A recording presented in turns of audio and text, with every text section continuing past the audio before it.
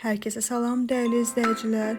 Bayatlamış, qurumuş çörəkləri dəyərləndirmək istədim və evdə olan sadə ərzaqlarla çox ləzzətli bir qəlyanatı hazırladım. Keçək hazırlama qaydasına. Açıqlama qismində bütün ərzaqları qeyd edəcəm. Qaba 2 ədəd yumurta sındırdım. Məndə yumurtanın birisini 2 sarı olduğu üçün 2 ədəd sındırdım, amma siz 3 ədəd ilə edə bilərsiniz. Bunları qarışdırırıq.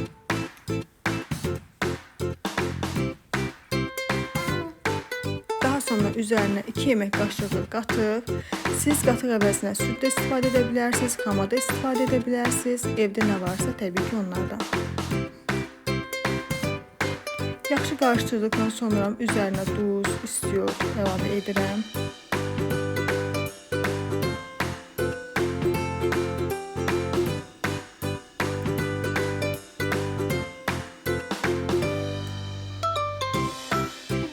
Daha sonra mən üzərinə nane qurusu əlavə etdim, evdə olduğu üçün. Siz üzərinə istəsəniz göyərti də əlavə edə bilərsiniz. Yağlı kağızım olmadığı üçün soba listini yağladım və çörəkləri, boyatlamış çörəklərimi yumurtaya batırıram, düzürəm listimə. Təxminən 10 dəqiqə, 15 dəqiqə bişir.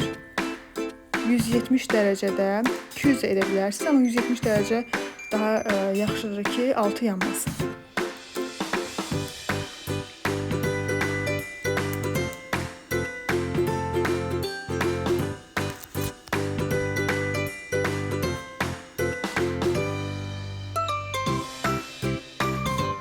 Çox dadlı olur, doyumlu olur, pizza dadı verir deyərdim və bərəkətli olur.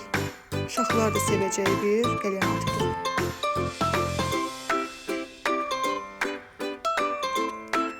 Sonra isə üzərinə Holland pendiri əlavə edirəm. Təxminən 170 dərəcədə 15 dəqiqə bişirirəm. Məsləhət görürəm hazırlayın. Həm qurumuş çörəklər ziyan olmur, həm də ki doyumlu, dadlı bir qəlyanatı olur.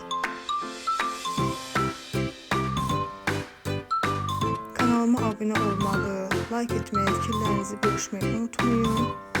Buraya qədər izlədiyinizə təşəkkür edirəm. Artıq qəlyanatım hazırdır. Çox ləzzətli olur, yumuşaq olur. Sağ olun.